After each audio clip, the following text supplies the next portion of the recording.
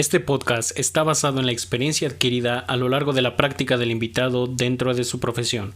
Recuerda, la subjetividad juega un papel muy importante en la interpretación. Te invitamos a disfrutar de su experiencia y echemos verborrea con sentido.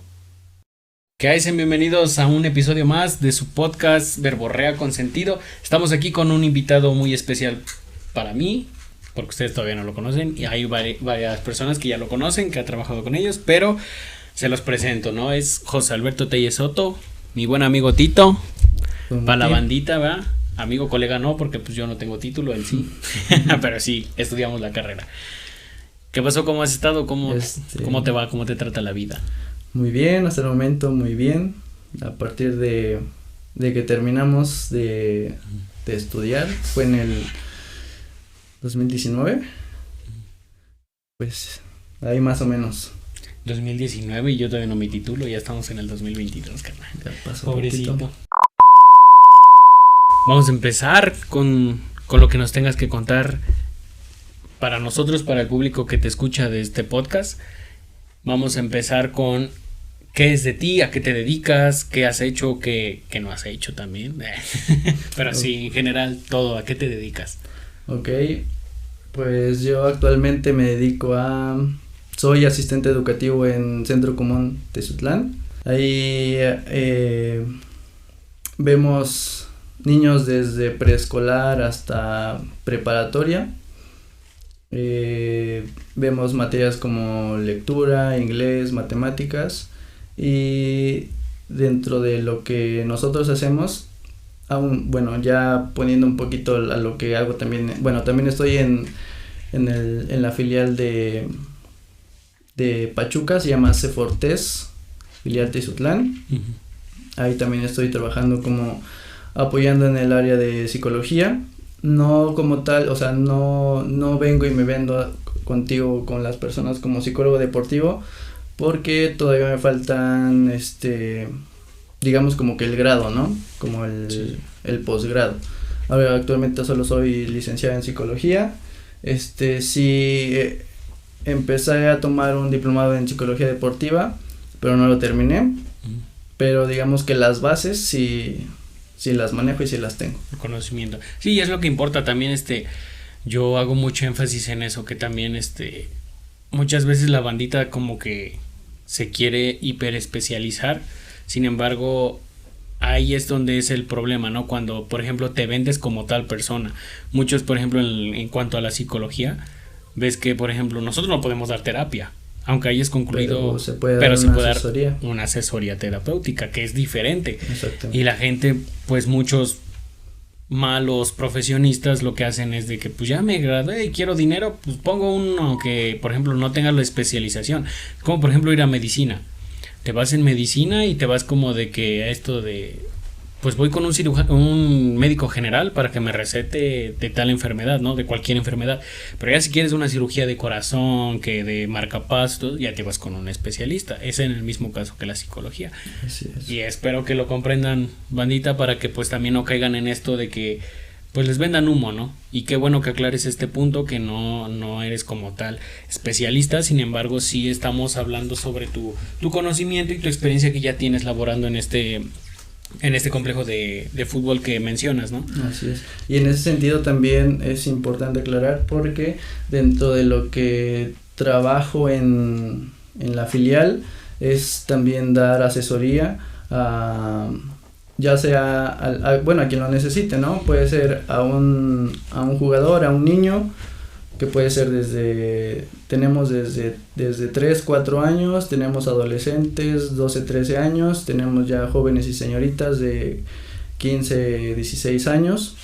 Entonces también podría ser que se acerque un papá, oye, estoy pasando por esto, y como decimos, no necesariamente va a ser una psicoterapia, pero sí podemos, a nivel de licenciatura, podemos dar una asesoría psicológica.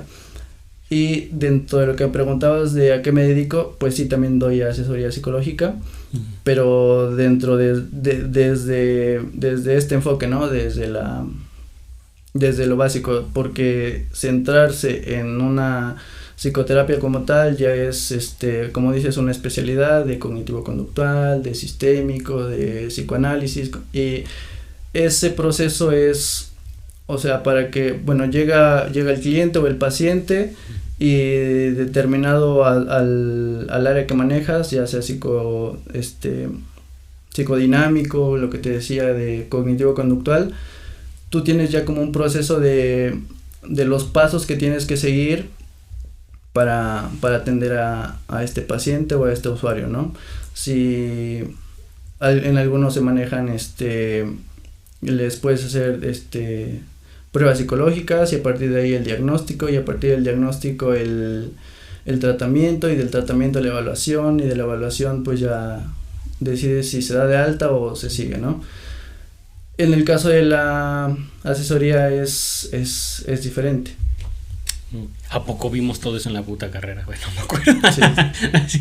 No me acuerdo. Pero bueno, yo me titulé por medio del examen, y digamos que aprendí más estudiando para el examen que en la carrera, que algunas cosas de la carrera. Ese también es otro pedo, bueno, otro tema que sería bueno tocar después, pero la forma de la educación en México está mal estructurada, ¿no? Como te meten materias que incluso dices, pero pues también es el perfil como de la universidad, ves que la UAB es más encaminada a lo clínico, entonces de las otras solo te meten como embarradita, y de lo clínico sí te atipujan, ¿no? Bueno, pero sí es como este equilibrio, y sin embargo quieren que salgas como psicólogo general, ¿no? Como de que avítate a lo que sea, pero pues te doy más de esto, ¿no? Pero independiente de eso, o sea, sí la universidad tiene como que sus programas y su metodología, pero siento que, por ejemplo, ahí lo podemos individualizar más, ¿no? Por ejemplo, hay estudiantes que entran con esta idea de yo quiero ser clínico y quiero salir como clínico o quiero salir como educativo,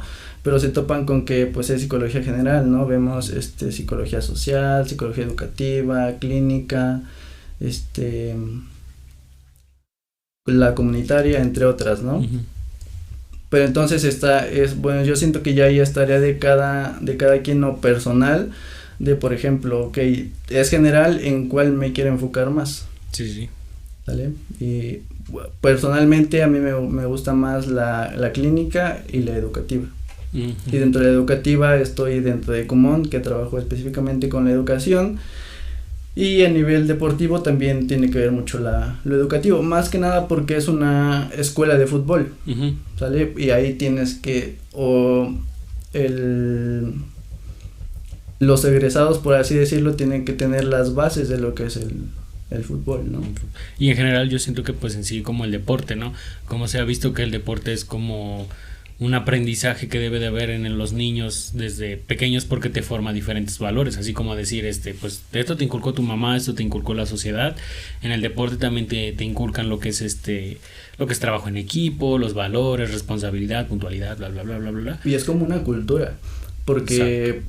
O sea, por ejemplo, tú desde la escuela tienes como varios aspectos que, o sea, como dices tú, en tu casa te educan de esta manera, en la escuela te educan de esta manera, pero igual con tus amiguitos en la escuela vas generando tus propios criterios, ¿no?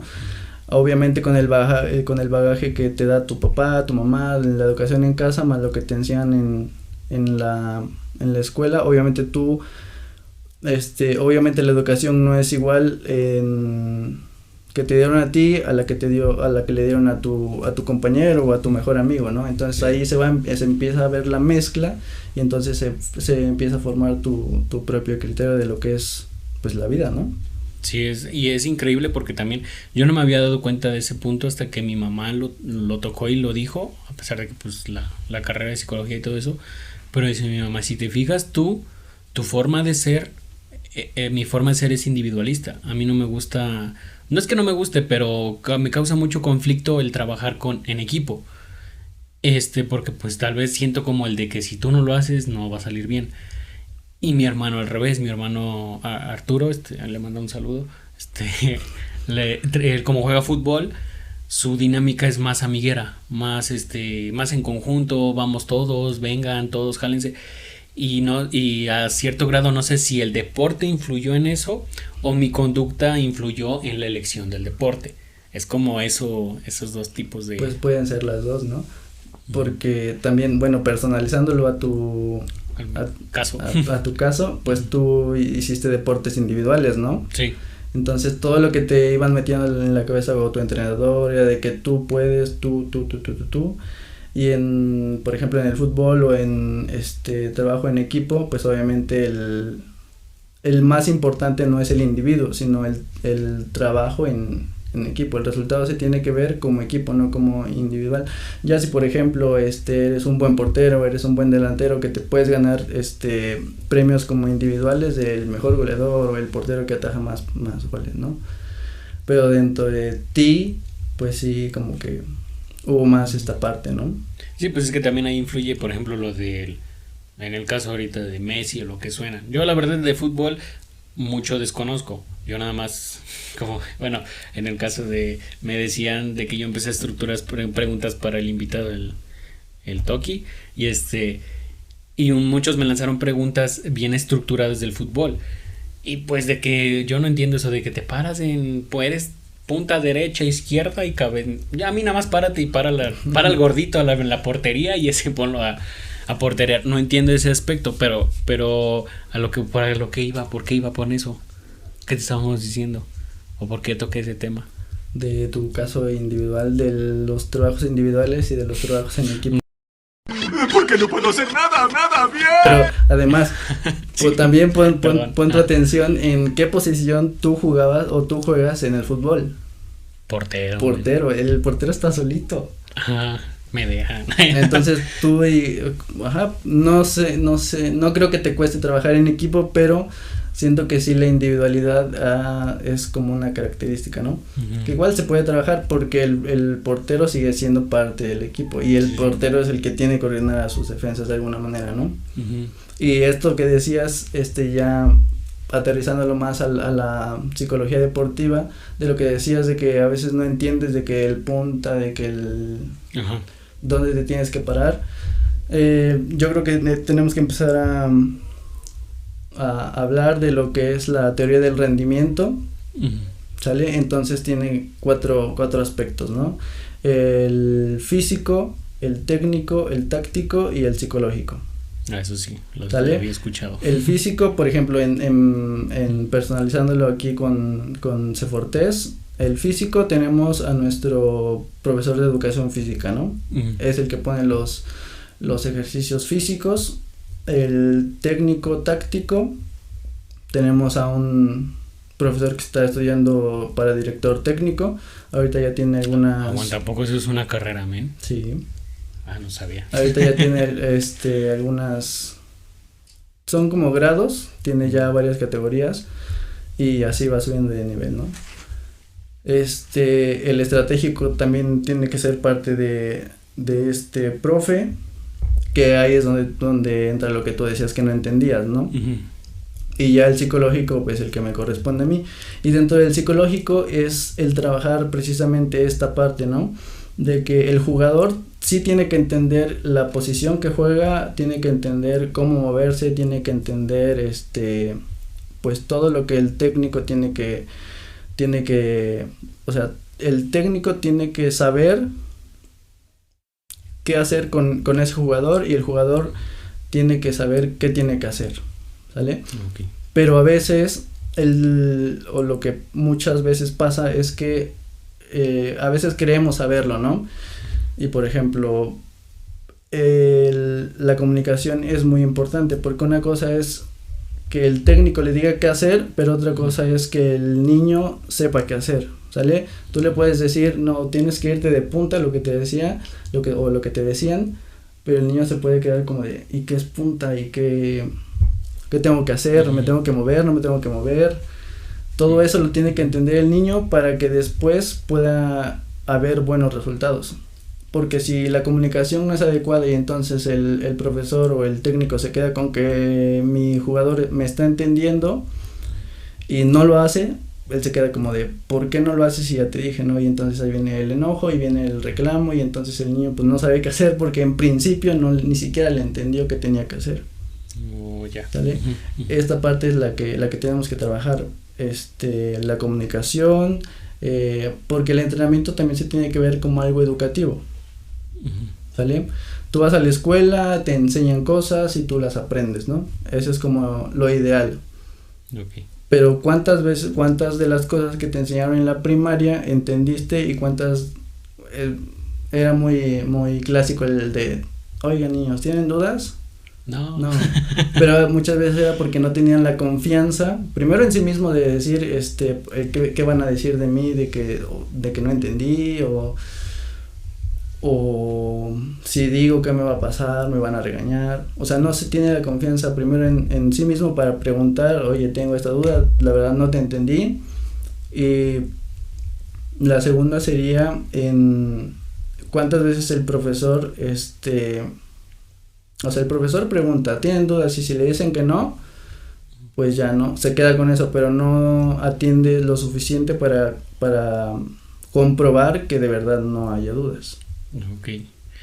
Entonces, en este aspecto que tú hablas de lo educativo como tal, ¿tú tienes algún tipo de intervención clínica o es enteramente tu intervención más que nada enfocada a esto de la educación, pero encaminada a que el niño aprenda, por ejemplo, cómo facilitar el aprendizaje del deporte en el niño?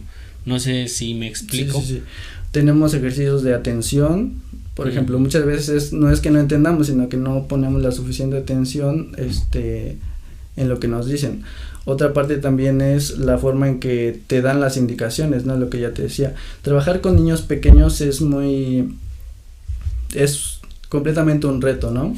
Porque están Dímelo, mira. Para que tú tengas la atención de un niño de 3, de 4 años, sí. Es fugaz, ¿no? Entonces sí le tienes que explicar muy detalladamente, lo tienes que modelar primero, por ejemplo, un ejercicio lo tienes que modelar, por ejemplo, hay ejercicios donde tienes que ir de este cono a este cono y así, ¿no? Como que ellos saben lo que tienen que hacer, pero al momento de explicar a veces los niños se quedan como de...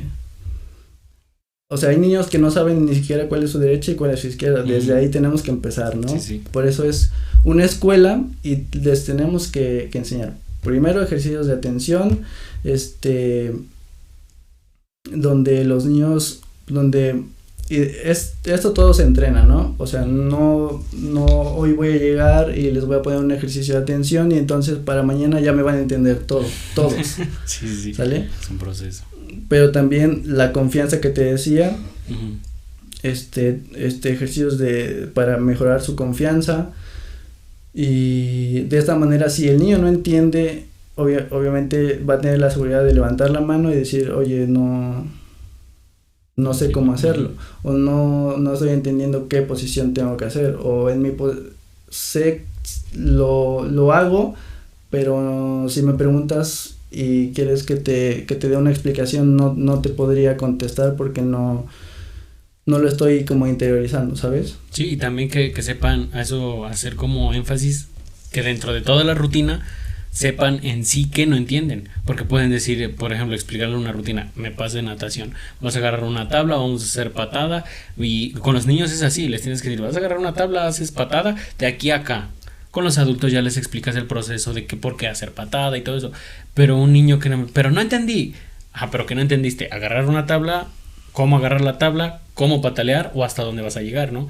Y hablas de ese, también entra la confianza de decir, por ejemplo, no entendí exactamente en este punto que es, no sé, y ahí entra también lo que es la atención, ¿no? Así es, porque igual todo ejercicio también tiene un objetivo, ¿no? En la cuestión física tienes que, por ejemplo, Échatelo. Cuando haces una sentadilla, ¿no? Ajá. Tienes que hacerla correctamente para que así te pueda ayudar a generar músculo en determinada zona, ¿no? Uh-huh. Si tú no haces el ejercicio como tienes que hacerlo, obviamente el resultado no va a ser el esperado. Uh-huh. Entonces ahí también, en general, muchos piensan que es el psicólogo deportivo, el deporte o el que está enfocado en el deporte tiene que trabajar siempre con los niños. Uh-huh. Y pues la verdad es que no, se trabaja con los padres, se trabaja con el entrenador, con el director técnico, más se trabaja con ellos porque al final ellos son los que de alguna manera influyen más uh-huh. en los niños. Actualmente sí estoy, o al principio sí empecé a trabajar con los niños para generar esta cohesión y para también introducirme yo con ellos, ¿no? Porque no es lo mismo que, por ejemplo, que les digan, oigan, mañana va a venir el psicólogo y va a trabajar con ustedes, y en primera no saben ni qué van a hacer, o sea, y también yo no sabía cómo me iban a aceptar. Entonces, primero se trabajó esa cuestión, ya que me empezaron a aceptar, obviamente ya empezamos a trabajar un poquito más de cosas. Trabajamos también con el entrenador, con el profe de educación física, que es el que lleva la escuela, y actualmente estoy empezando a trabajar con los papás. Ok. Sí, es eso que dices, bueno, ahorita que mencionas, esos dos mundos, cómo es de general el trabajar, se podría decir, pero a la vez particular. Voy a esto porque, por ejemplo, en el caso igual de la natación, muchos papás llegan y la pregunta clásica, ¿en qué tiempo aprende a nadar mi hijo? Y pues dices, o sea, en primera, si tu hijo o no le tiene miedo al agua. O sea, eso es como que es lo que va a partir de cuánto tiempo tarda el niño.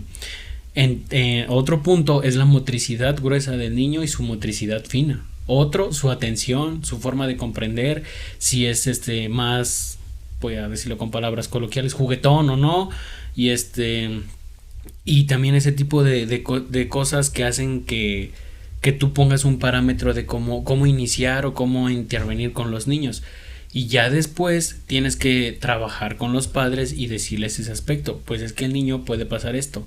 Y las primeras 2 clases muchos dicen, es que pues nada más jugó el maestro con el niño y no hizo nada. Pero es que eso es, yo soy un agente externo al niño, o sea, el niño en su vida me ha visto y es la primera vez que está conmigo y la primera vez que totalmente me dejan solo con él en este aspecto de que ingresa a la alberca y me lo tienen que dar a mí, ¿no? Los papás se salen y están al otro lado del cristal. O sea, yo tengo que ocupar las primeras clases dependiendo de el niño, su carácter, todo eso, qué tanto tiempo me llevo en ganarme su confianza del niño para que me permita acercarme a él y darle instrucciones y darle este proceso al niño. Y es un proceso que se lleva, no es como de que el niño ya llega y sí, ya te voy a hacer caso, no, porque eres un agente externo. Entonces en este caso es esta particularidad del deporte que es de que somos humanos, ¿no? Y también tenemos ese factor de confianza, ese factor de que tú llegas como externo y eres psicólogo, pero un niño no entiende qué hace un psicólogo. Yo a los niños les pregunto en la alberca, ¿tú qué quieres ser de grande? Y me dicen, doctor, maestro, policía, bombero, los clásicos, ¿no? Y luego les digo así, ¿y por qué no quieres ser psicólogo? Y unos dicen, ¿qué es eso? ¿O qué hace eso? O sea, ahora imagínate tú que lleguen y pues él es psicólogo, ¿no? No entienden, tiene que haber una dinámica para que tú te ganes esa confianza de los niños. Sí, es como interesante ese punto. Y también lo que decías de que no sé si me ha pasado, pero siento que sí, a veces lo piensan y es lo que se piensa, ¿no? Pero los niños así aprenden, lo digo en el aspecto de que dicen que él nada más juega con el niño, ¿no? Pero los niños así aprenden. Exacto, lúdicamente aprenden jugando, ¿no? Qué mejor que aprender jugando. Obviamente tú sí le puedes enseñar a sumar, a restar a tu hijo o en la escuela, ¿no? Pero si lo haces de una manera divertida, de una manera lúdica, amena, obviamente el aprendizaje es más significativo y no solo él estará aprendiendo, sino tendrá más ganas de seguir aprendiendo, ¿no? Sí, no es lo mismo que le enseñes con gritos lo que se pensaba antes, ¿no? Que la educación con la sangre entra, ¿no? ¿Cómo era la? Sí, la letra con sangre entra. Ándale, sí. No es lo mismo, o sea, lo único que generaban en los niños era miedo o terror a la escuela, a aprender. Entonces es mucho el trabajo que es como que se tiene que hacer. La dinámica que uno debe de llevar con los niños, porque si es ese aspecto también de que muchas veces es incomprendido eso mismo que tú dices y citándote que dices que pues nada más juega con el niño, ¿no? Pero pues ahora sí, por lo mismo, volvemos a lo mismo de la concentración, del umbral de atención que tienen los niños. A un niño no le vas a estar explicando el fin del trabajo, o sea, por ejemplo, vas a trabajar esto porque esto te lleva a esto y te va a mejorar esto. El niño nada más dile aviéntate y hazlo, ¿no? Y el niño va y lo hace. Y en este caso también es algo, yo siento, no sé si tú puedas como que reforzar mi punto, pero siento que es más fácil trabajar en ese aspecto con los niños que con los adultos, porque los adultos tienen ya muchos pensamientos, muchas mañas, mucho en la alberca, por ejemplo, lo veo, de que para enseñarle a un adulto ya empiezan con que es que tenía un pariente que se murió ahogado y me da mucho miedo. Su sistema de creencias ya está Exacto, más... ya está más arraigado, ya es difícil quitarle esas mañas. Y si aprendieron a nadar en río, es mucho más difícil quitarle esas mañas de que, pero es que ya vi que así puedo nadar bien.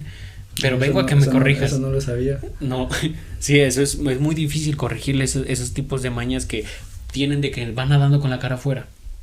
Es que tienes que meter tu cara, tienes que hacer la respiración y todo eso. Y a un niño literal lo pones en la orilla y como no conoce el agua, no tiene miedos. Muchos, hay algunos que ya tuvieron experiencia, pero la mayoría no tienen ese miedo. Le dices aviéntate y el niño va y se avienta aunque trague agua. Y si traga agua se ríe. Hay muchos que se espantan pero se ríen en ese aspecto de que también bloquean rápido eso. Como que van haciendo el aprendizaje más rápido, más rápido, más rápido.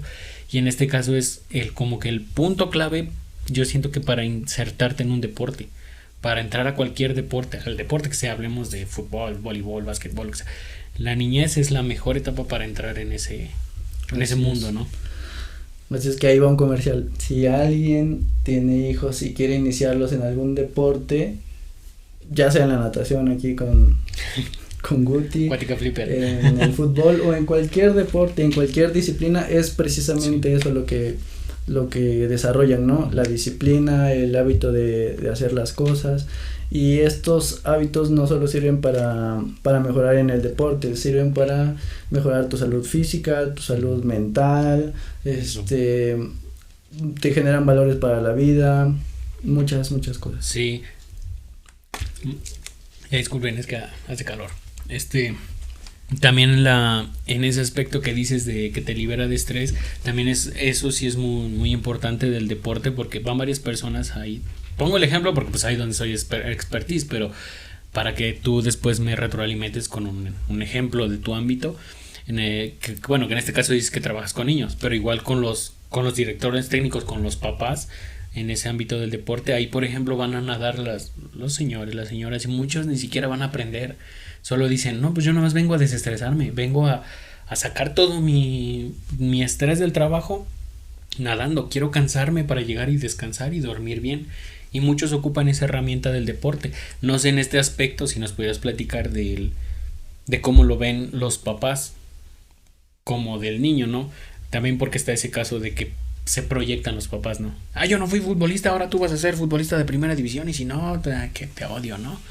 No sé si pudieras como comentar en ese ámbito. Pues sí, se trata de como de canalizar, por ejemplo, en el caso de que tú... En el caso del cual tú hablas, de que van los papás solo para desestresarse, es como canalizar este estrés, y digamos que el estrés no es tan malo, ¿no? Pero el canalizarlo adecuadamente, pues es lo mejor. Porque el estrés sale porque sale. Puede salir, por ejemplo, en el trabajo, que hacer un mal trabajo, explotas y ya le dijiste cosas a tu compañero de trabajo o a tu jefe y ya hasta te corrieron, ¿no? Es mejor canalizarlo en el agua, haciendo deporte, corriendo, lo que sea, ¿no? En este aspecto, el otro aspecto, ¿cuál era? El de... Con los papás. El de qué es lo que dicen. Aquí también en Pachuca y en Común hay un mismo niño, ¿no? Que asiste a los dos centros. Es un niño con mucha energía, ¿no? Entonces en esta dinámica que él tiene, corre demasiado, no hace los ejercicios adecuadamente a veces. Entonces a esos niños no les podemos decir, oye, vente para acá y tienes que hacerlo así, porque no va a funcionar. En vez de ir para adelante estás yendo para atrás. Entonces es dejarlo libre, dejarlo que corra, que se canse, porque de esa manera si no se cansa ahí, va a hacerlo en casa y esto puede desesperar a los papás y entonces esto hace que se genere como un conflicto, ¿no? Con él. Entonces así él va perdiendo confianza en sí mismo y va generando otras situaciones, ¿no? Entonces lo que dejamos es que corra, que haga lo que sea, obviamente cuidándolo un poquito que no se vaya a lastimar y que no agreda a sus compañeros, ¿no? Porque igual ha sucedido. En cuanto a Kumon, sí ahí es como que más la disciplina, porque ahí no es como un campo, ¿no? Que donde te invita a correr. Obviamente vas a un campo a que te invita pues a correr, ¿no? A cansarte. Entonces ahí es como más de silencio, como de ahí sí vamos a trabajar en silencio, concentrados, y con unos parámetros muy específicos, ¿no? ¿Sabes qué? Hoy tienes que lograr no sé, 15 minutos haciendo tus ejercicios, ¿no? Y también motivándolo. Y con esto, obviamente el niño tiene estas dos situaciones, ¿no? De un lugar donde me tengo que concentrar y hacer bien las cosas, y un lugar donde me dejan correr y hacer lo que yo quiera. Ajá. Que al final de cuentas está aprendiendo aquí y está aprendiendo allá, o está canalizándolo de mejor manera. Porque qué pasa si va a Kumon y no tiene la oportunidad de ir al campo. Obviamente va a estar muy, muy activo en Kumon, o donde tiene que estar concentrado haciendo donde tiene que poner más en práctica su concentración, ¿no? Sí. Por ejemplo, tareas, actividades más que requieren más meticulosidad. Exactamente. Y la tarea con ese niño primero es centrarlo primero bien, para después ya poder canalizarlo adecuadamente en los entrenamientos. Y ahí se complementan ambas ramas. Así es. Y eso también estaría bien tocarlo así, aunque sea por encimita ya. En otro episodio igual y nos adentramos más en ese aspecto, pero me han tocado muchísimo de lo de la hiperactividad. O sea, cuando tú no tienes un diagnóstico de un especialista, un psicólogo, incluso un psiquiatra, una persona con esa especialidad, no porque el niño tenga energía ya es hiperactividad todo, ¿no? Uh-huh. O sea, no como de que es que el niño corre mucho, es hiperactividad, llévalo y que no sé qué. O sea, no, es de que está mal canalizada esa energía que tiene el niño. Es como los perritos. Ahora sí es un ejemplo, pero los perritos, ¿no? Luego dicen los veterinarios que si tu perro no le das, más de diferentes razas, pero si no le das esa actividad de que juega, de que ve por la pelota, de que salte, sacó a pasear, empiezan a tener esa tendencia de que empiezan a morder todo, o ansiedad, les da ansiedad. Es eso, es como que la misma referencia. No quiero decir que no porque ya el niño tenga o esté así de activo, no es hiperactividad, pero a lo que voy es que se tenga la conciencia o ¿cómo se dice? La cultura del diagnóstico. No porque me lo dijo doña Petra, que es la vecina de aquí de la tienda, me dijo que es hiperactividad, ya es hiperactividad del niño, ¿no? Hay que tener un proceso, ese diagnóstico para que en realidad tú tengas es como esos trabajos que tú haces donde, bueno, entonces ya sé que está bien justificado que sí es una hiperactividad como tal, entonces yo puedo o sé cómo intervenir, ¿no? No nada más de que, pues es hiperactividad, ajá, también hay grados, también hay formas, también Y es que también es importante lo que es, porque a partir de ese diagnóstico tiene que ir encaminado el tratamiento. Exacto, no es como de que ya, pues esto nada más ponlo a que corra y que sude. No, es que puede por ejemplo ser su umbral de atención puede ser muy, muy corto, y puede ser incluso un problema biológico, un problema mental como tal, o no está segregando una cierta o de maduración o sea, eso es lo que conlleva un diagnóstico. No es nada más por lujo, es para que tener una intervención sana. Es como un médico, no nada más te va a decir, pues que te dicen, bueno, hazte análisis de esto, cuando me hicieron lo del apéndice, hazte estudios de esto, un ultrasonido, uno de estos, para que yo tenga la seguridad y qué tratamiento darte, y no decir, pues nada más es diarrea, nada más tiene chorro. Para ir descartando, ¿no? Porque por ejemplo en el déficit puede ser déficit de atención o déficit de atención con hiperactividad. Sí, esos son aspectos que sí les pedimos a la bandita que difundan y esa cultura de diagnóstico. La siguiente sección, en esta sección la denomino aquí como me dijeron que, son preguntas que yo le hago a personas externas a este podcast y que están interesadas en en este tema, o incluso no en general un tema, sino como la persona que viene a este podcast. La primer pregunta que me mandaron es: ¿qué es lo que aporta un psicólogo del deporte al atleta? Ok, bueno, retomando lo que ya había mencionado de la teoría del rendimiento, obviamente ya desglosamos los físico, técnico, táctico y psicológico. Yo me voy a encargar de todo lo psicológico: motivación, concentración, atención, los valores, cohesión grupal. Todos estos aspectos se pueden evaluar,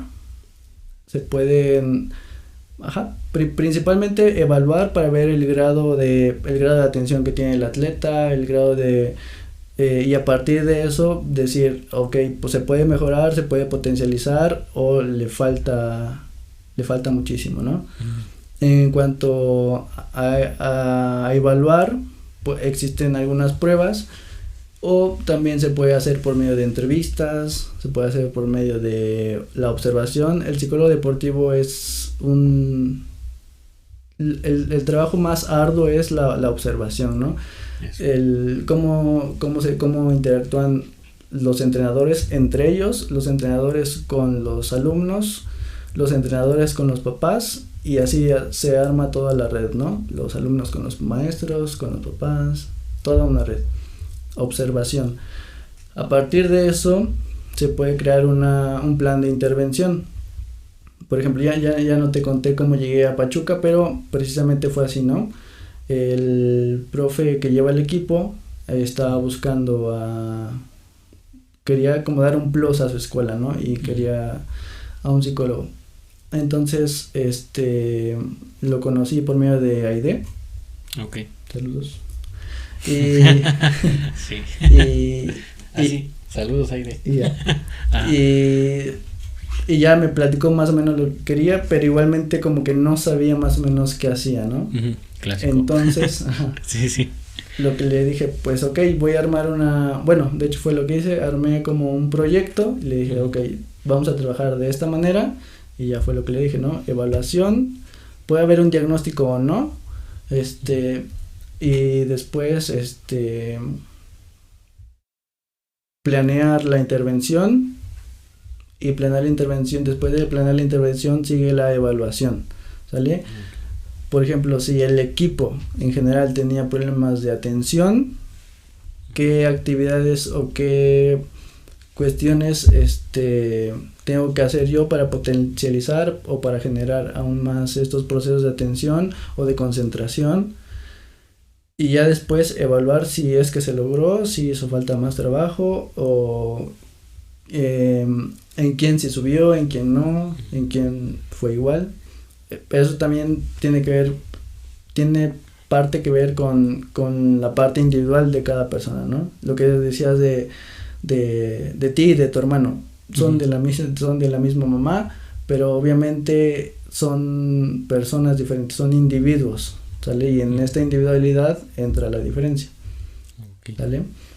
Y así es como se trabaja en general. En general. Bueno, esa pregunta la mandó Arturo. De hecho, es mi hermano el que preguntó eso, de cómo es, porque él está envuelto en el ámbito del fútbol 100%. También por eso hice más referencia, por lo mismo de que ya, bueno, tenía el conocimiento de que estabas en una escuela de fútbol, ¿no? Entonces traté de buscar personas que estuvieran en el ámbito del fútbol.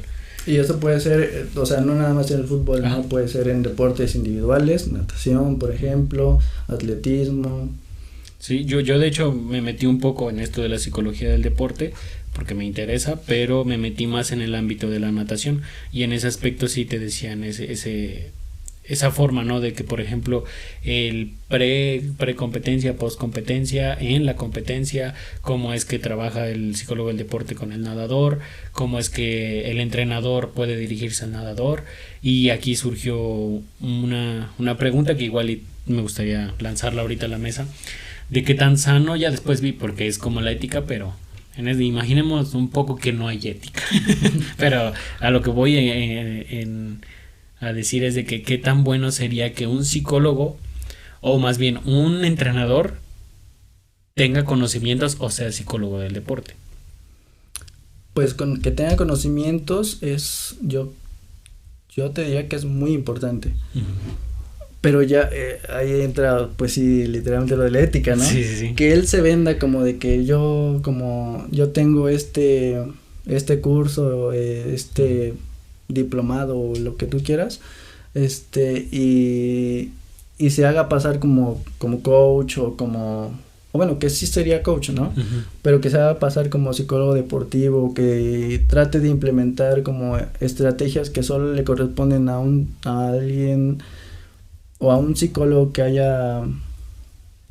se dedique a eso, pues ahí estaría lo malo, ¿no? Pero de que tenga los conocimientos sí los tiene que tener, porque así ayuda y potencializa más a sus pupilos, ¿no? Muy bien. Entonces doy paso a la siguiente pregunta, que es cómo encaminar la euforia del momento de un partido. Imagínate, te hablo de una final, ya ni de UEFA, ¿no? Una final de aquí de fútbol llanero, ¿no?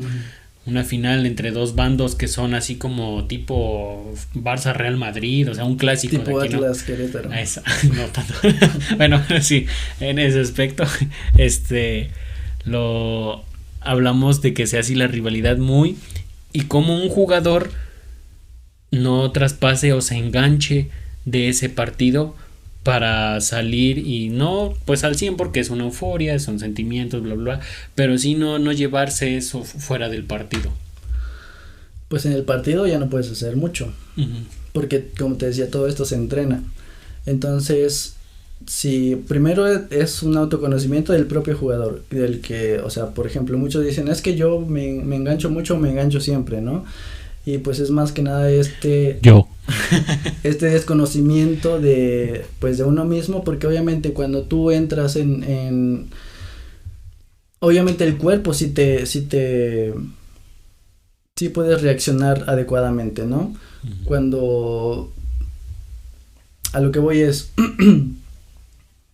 cuando tú reacciones de forma violenta, sientes como que un calorcito, ¿no? Ajá, sí, que cuando te sube a la cabeza y te llega a la cabeza, ya hay poco o nada que hacer, porque ya reaccionaste, ya maldijiste, ya pegaste, y ya, pues ya pasó, no puedes hacer nada. Entonces, por eso te digo que esto se entrena en el autoconocimiento, el darte cuenta cuando va a empezar, para que o te alejes o apliques una técnica de respiración, porque esto también lo he trabajado con los muchachos, técnicas de respiración para la activación o para la desactivación. Cuando tú estás muy activado, estás muy tenso, tu respiración como que es agitada, ¿no? Y una respiración agitada te invita como a moverte, a tener más movimiento, más activo, ¿no? Entonces, para esto tienes que controlar tu cuerpo para que por medio de la respiración baje este nivel de activación y entonces como que te tranquilices. Una respiración tenue, una respiración suave, ¿qué te invita a una respiración suave? Pues a estar más relajado. A relajarte, a estar más calmado. Entonces también, ¿qué pasa cuando cuando vas perdiendo? Obviamente estás muy relajado, ¿no? Perdiendo. Estás muy relajado porque ya, o sea, por ejemplo, vas perdiendo 4-0, ¿qué dices? No, pues ya para qué, ¿no? Bueno, yo me engancho, yo me enciendo peor si voy perdiendo. Bueno, ahí tendría que ser. Ya muévete, hazlo, párate. O sea, voy a ese. Pero si todas las cosas te están saliendo mal. Pues sí, ya digo, ya. Entonces ahí hay que invitar a una activación. O sea, si estás cuando vas perdiendo 4-0 ya hay jugadores que te caminan en el campo, ¿no? Ya que ya no van a las pelotas, puede que le lleguen pero ya ni siquiera lo intentan y ya nada más echan la culpa como no corriste. Entonces para eso hay que tener una activación, acelerar la respiración para activarte, para que te invite al movimiento, ¿no? Y para que termines ese partido con una sensación de que peleaste hasta el final. Pues perdiste 4-0, pero no es lo mismo perder 4-0 ya todo desganado y dejado a perder con estilo. Perder con esfuerzo, ¿no? Sí. Bueno, entonces también por eso yo supongo que, no sé, pero igual creo que sí lo vi en una entrevista, pero no recuerdo, tampoco voy a decir falsedades, pero en el caso de Cristiano Ronaldo, cuando se para a tirar, ves que siempre se para a tirar un tiro libre y siempre hace de... Y ves que es como el pararse, como un ritual que tiene él. Yo supongo que también tiene que ver algo con eso de relajar estrés, nivel, todo ahí eso. en ese caso del que hace, puede ser un, ay, ¿cómo se llama? Los jugadores a veces tienen como el jugador que entra al campo con el pie derecho, ¿no? ¿Cómo se llama eso? Como rituales. Sus rituales. Entonces también hay ejercicios en imaginación. Algunos lo llaman de visualización, pero por ejemplo lo que dices de Ronaldo, ¿no? Él puede entrenar los tiros libres, pero no sé si es así, pero tal vez puede que sí. Primero se tiene que imaginar literalmente cómo quiere hacer ese tiro, a dónde va a entrar, qué potencia le va a poner al balón. Tiene que sentir la sensación del tenis del taco con el balón, ¿no? La distancia que hay entre los jugadores. Entre más sensaciones le metas a esta imaginación, entre más real la puedas traer a tu cabeza, mejor, para que así tú puedas tener el control. Okay. ¿Sale? Entonces, algunos dicen que es de visualización, pero la visualización solo te invita como a ver, ¿no? Entonces, también es algo que se entrena, porque si por ejemplo yo te digo, piensa en un momento triste, después ¿cómo te vas a sentir? Pues triste. Pues triste, ¿no? Si te digo que piensa en un momento feliz, pues como que feliz, ¿no? Te cambia el ánimo, ¿no?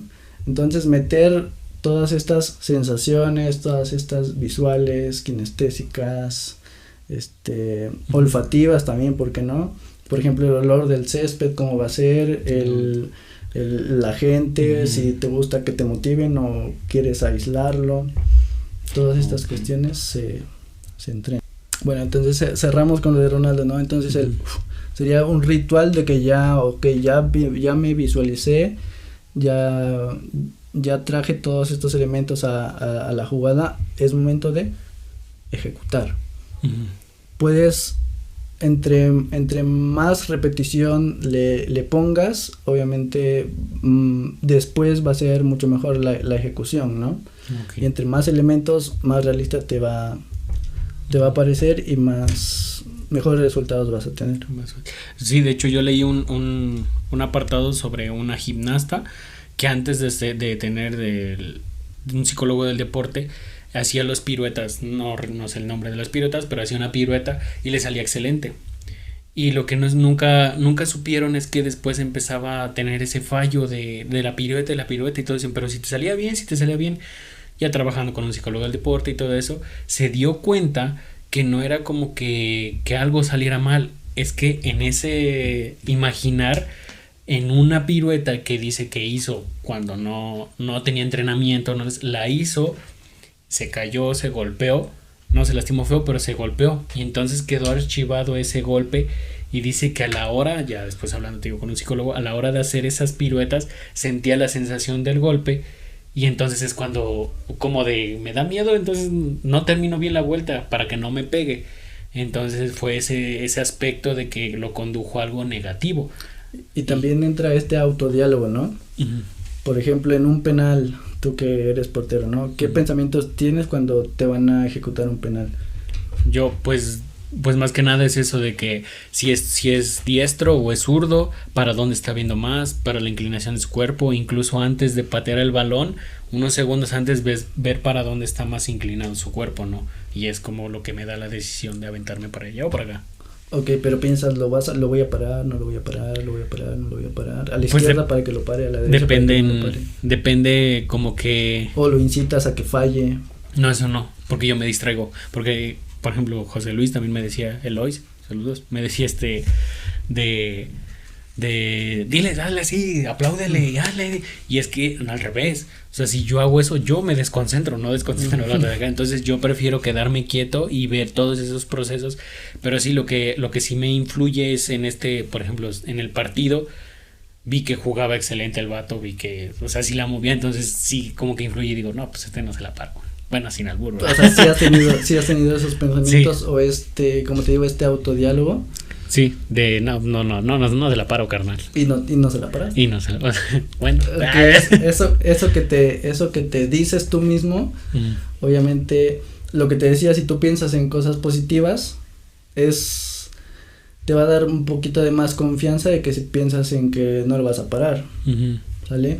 Entonces, tú mismo te preparas para el sí y para el no.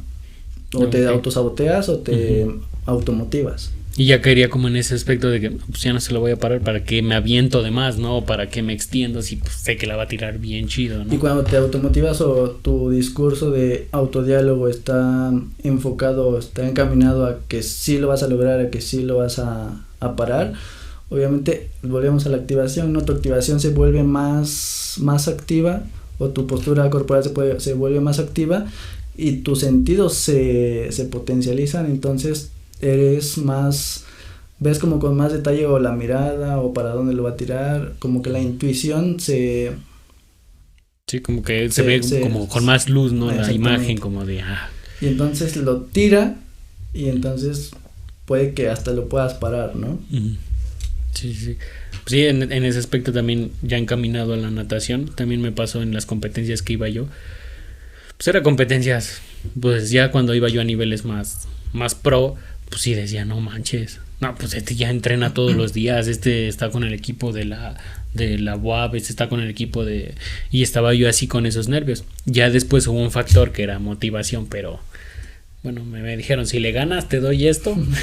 Que también se vale. Y de hecho fue motivación, hay una motivación intrínseca y extrínseca, ¿no? Exacto. Y fue como que la que me motivó más. Me dijeron, si le ganas te doy esto. Entonces dije, pues lo voy a intentar y le voy a dar con todo. Y se me fue por completo la idea, la mentalidad esa de que es que este ya entrena mucho, es que y ahí en natación hay como un jueguillo, bueno, como de que si tienes las plantas, nada más las plantas del pie güeras, es que eres pro. Porque pues todo el día estás en la alberca y estás con el sol, ¿no? Es como el castre ese de que pues o sea, si tienes la planta del pie güerita y todo moreno, es que es buen nadador. Es una mamada. Y justo estaban así los chavos y yo me reí y dije, no, entonces sí son pro. Pero pues intenté y nada más en ese hit, se llaman, en ese hit sí gané. Sí pasé y de hecho gané mi primer lugar. Y el chavo ese que sí estaba pro ganó segundo. Ya de ahí fuimos cambalechando, primero, segundo. Pero sí fue ese factor externo que me cambió mi mentalidad a decir, bueno, pues mejor lo intento, ¿no? Igual y me gano lo y que también lo que se tiene que hacer o como se tiene que trabajar con un deportista es con objetivos. Por ejemplo, ahí tal vez el objetivo no era ganar como la competencia, sino lo que ibas a recibir, ¿no? Sí. Pero, bueno, puede ser un ejemplo, pero, por ejemplo, pues sí, trabajar por objetivos. No sé, para ser un buen tirador de zurda, primero tengo que educar mi zurda, ¿no? Porque soy derecho, pero quiero educar mi zurda. Trabajar por objetivos. Estos objetivos tienen que ser realistas, tienen que ser medibles y tienen que ser alcanzables. Porque si tú ahorita le pones de objetivo a la selección mexicana que sea campeona del mundo, viven en puede countries. ser, pero hay que ser un poquito más realistas, ¿no? Sí. Imaginémonos cosas chingonas. Si nunca han pasado el quinto partido, obviamente primero la fase de grupos, primero el primer partido, primero que lleguen completos, objetivos claros, precisos, alcanzables, medibles. Medibles en cuanto a que si no se logran, obviamente tienes que cambiar el objetivo rapidísimo. Todo bien. Bueno, entonces vamos a ir con la última pregunta, que sería de ¿cómo le levantas el autoestima a un deportista de diferente edad, de la edad que sea, de nivel que sea? ¿Cómo le levantas esa autoestima para que las cosas que tenga fuera del deporte, como es su familia, sus amigos o lo que sea, como que no influyan esas conductas a su entrenamiento, que llegue con esa misma disposición, esa misma emoción a entrenar, aunque le haya afectado a algo, que es casi yo siento como imposible, pero sí que reduzca ese nivel de afectación, ¿no? Bueno, en primera subir sus niveles de atención y concentración, ¿vale?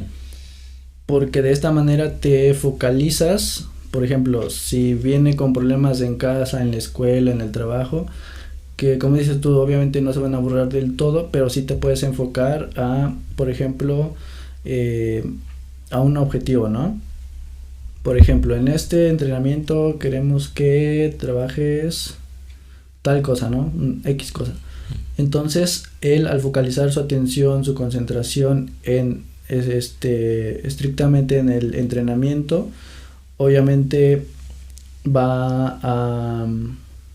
Es como los caballitos, que sus problemas quedan alrededor, y entonces se focaliza en una tarea, digamos que por principio o durante el entrenamiento se le olvide, ¿no? Aunado a que va a trabajar por objetivos, obviamente si tú te pones un objetivo, mañana voy a levantar a las 7 de la mañana durante una semana, si tú logras ese objetivo, obviamente te va a dar seguridad, y esa seguridad te va a dar confianza, ¿sale? Y entonces pequeños objetivos, entre más objetivos te pongas y más objetivos logres o cumplas, mejor autoestima vas a tener. Okay. ¿Sale? Y esto puede ser esto fue en cuanto al entrenamiento, ¿no? Pero si tú dices que tiene problemas en casa, ¿cuál sería la mínima cosa que podría mejorar hoy, ¿no? Mínima cosa insignificante, pero al momento de lograr eso, ya se puede poner un objetivo un poquito más grande, un poquito más alcanzable, y lo logra. Y después, ya lo logré, obviamente me siento mejor y puedo ir por más, ¿no? Va a llegar un momento en que si esta persona se va proponiendo objetivos un poquito más ambiciosos y los logra, obviamente su confianza y su autoestima va a crecer y va a ser mucho mejor. Muy bien. Pues entonces a toda la bandita que mandó sus preguntas, espero hayan sido contestadas, y si no, pues aún así estamos en contacto. Van a estar también sus redes sociales de José Alberto, de Tito para la banda. Va a estar ahí sus redes sociales abajo, y pues espero que cualquier duda o incluso un acercamiento con él o con la escuela en donde él está laborando, sería bueno que se acerquen a él para más información. La última sección que tenemos en este podcast, aquí ves vacía esta pared, un poco vacía, pero en cada invitado que tengo les pregunto que si hay alguna frase en su vida que les haya marcado un parteaguas que hay en esta conducta que tienen en su vida. Voy a mandar a emplacar las frases con sus nombres y voy a empezar a tapizar esta pared con las frases de los invitados, ¿no? Entonces, en este caso y siguiendo esta dinámica, ¿cuál sería esta frase que tú dices marcó mi vida? Ok. Primero, más o menos te voy a explicar el contexto. Ok. Y es que no me acuerdo literalmente de la frase, pero aquí ya ahorita me la estructuraste. Sí, claro. No me acuerdo exactamente dónde o en qué momento, pero me parece que fue en una junta de padres de familia, ¿no? También no recuerdo si fue en la primaria o en la secundaria, pero yo quiero pensar que fue en la secundaria, porque ahí era donde... Secundaria fue dentro de las calificaciones más bajas que tuve, ¿no? Dentro de todo el nivel escolar, ¿no? Entonces no me acuerdo quién fue quien dijo, pero la frase es la siguiente: pon mayor atención a tus fortalezas que a tus debilidades, ¿no? Y este contexto es el siguiente: por ejemplo, cuando un niño va mal en matemáticas y va bien en ciencias naturales. Lo que hace el papá regularmente es enfocarse más a lo que está mal el niño, ¿no? Entonces, clases particulares de matemáticas, o pon atención a las matemáticas, y te quieren meter las matemáticas así, ¿no? Hasta por el... Ajá. Y entonces, ¿por qué no? Si el niño está bien en ciencias naturales, le gusta leer, le gustan la naturaleza, los animales, etcétera, ¿por qué no potencializar esas áreas de oportunidad, ¿no? Puede ser que el niño no le gusten las matemáticas y hasta las odie, ¿no? Obviamente es un nivel básico y lo tiene que conocer, pero un día va a crecer y digamos que puede que escoja una carrera que no tenga matemáticas, ¿no? Porque nunca le han gustado, porque le parecen difíciles, porque le bajaron su confianza, su autoestima, etcétera. Y entonces no quiere eso para él, ¿no? y entonces elige estudiar para biólogo marino o veterinario o una ingeniería de esas, ¿no? Sí, sí. Y logra ser bueno o lo logra, pero imagínate si en vez de meterlo a clases extras de matemáticas, lo hubieran metido a, no sé, que fuera a conocer un zoológico o que, no sé si me explico. Sí. Entonces, potencializar más tus fortalezas y obviamente no descuidar tus debilidades, ¿no? Sí, es conocerte, ¿no? De todos ámbitos, pero potencializar esas oportunidades que tú tienes, ¿no? Exactamente. Y ya personalizándolo, pues cuando yo escuché esto, como dije, pues, sí es cierto, ¿no? Por ejemplo, porque yo siempre vi que tengo un compañero muy presente, porque era y yo creo que todos tenemos un amigo así o tuvimos un compañero así, ¿no? Que era muy bueno dibujando. Ajá. ¿Sale? Sí. Y entonces tal vez no era tan bueno en la lectura o en las matemáticas o en la educación física, pero era muy bueno pintando. ¿Por qué no potencializar eso?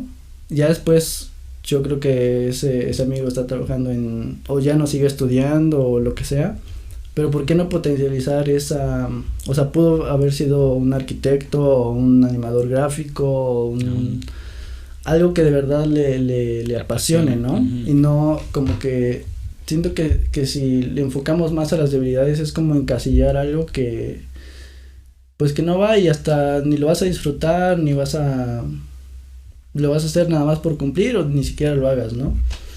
Está perfecto. Entonces potencializar tus fortalezas, pero no descuidando las debilidades, obviamente. Pues excelente frase y espero que les haya servido también a ustedes un poco de este conocimiento que nos vino a dar. Ojalá nos des la oportunidad de volverte a entrevistar en otro proceso, en otra oportunidad y a meternos de lleno a un solo tema, ¿no? Bueno, ya que das pie a eso, ahorita estoy en la pandemia, bueno, de hace un año o de hace 2, no me acuerdo cuándo fue. Tengo por ahí un proyecto pendiente. Okay. Entonces, yo creo que sí te tomo la palabra. Y también decirte esto para obligarme también a como a reforzarlo y a tener todo preparado, ¿no? Sí. Entonces, próximamente yo creo que sí me voy a venir como a promocionar.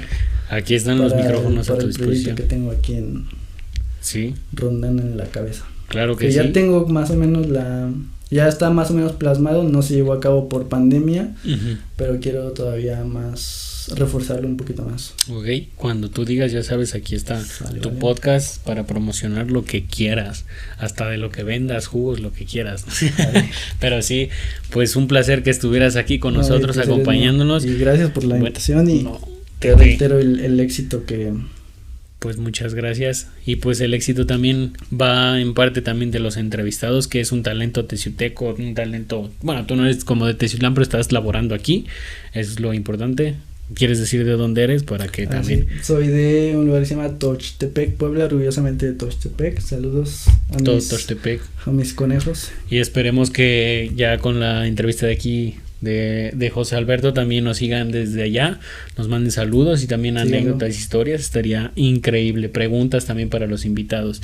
Y pues bueno, no queda más que despedir este podcast y redes sociales. Tus redes sociales completas. Me encuentran como SIC José Alberto Tello Soto, bien largo.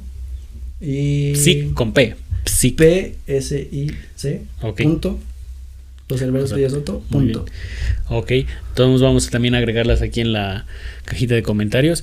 Vamos a agregarla. También, por ejemplo, si alguien tiene algún equipo amateur o un equipo semiprofesional que quiera o requiera de mis servicios, igual pueden contactarme por ahí, o alguna asesoría psicológica también por ahí, ¿vale? Porque aquí vine y te dije algunas actividades, pero dentro de la manera de venderte es, por ejemplo, si yo te doy las actividades, obviamente tú las vas a querer hacer, ¿no? Sí. Pero tal vez no sea la manera adecuada. Por ejemplo, te decía el objetivo de la sentadilla, ¿no? Puede que la intentes hacer, pero si no te sale, no te está sirviendo de nada. Sí. Muy bien, pues sí, pues esperemos también que contacten a este talento joven, a este talento que está saliendo y resultando algo muy importante, muy interesante y olvidado en nuestra región, que es el deporte. Y aparte en las diferentes áreas que también es algo muy olvidado, que es la psicología, la salud mental, la estabilidad emocional, todo este proceso que también lo damos por alto, como diciendo, ay, con una chelita se me pasa, ¿no? Pero en realidad es un proceso que sí debemos de tener como canasta básica, ¿no? La psicología. Y pues ¿algo más que gustes agregar? No, muchas gracias y mucho éxito. Muchas gracias a ti, pues recuerden divertirse y hablar con verborrea con sentido. Bye.